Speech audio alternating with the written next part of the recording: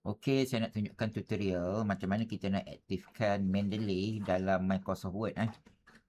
Sebab tutorial yang saya buat sebelum ni mungkin dah outdated. Jadi ada isu di mana apabila orang tekan reference, Mendeley site ni dia tak muncul. Okey, katakanlah you punya Mendeley site ni tak muncul. Apa yang you boleh buat, sebagai contoh,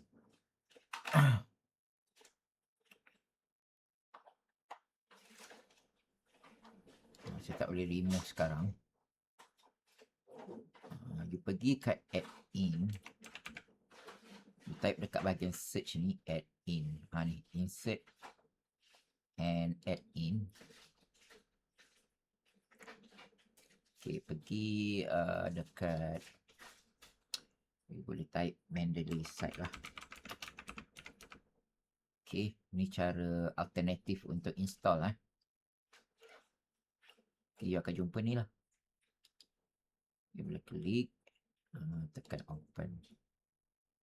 Okay, dia akan muncul dekat tepi lah. Alright, lepas tu macam biasalah kita akan log in. Okay, saya rasa itu sahaja. Sekian, terima kasih.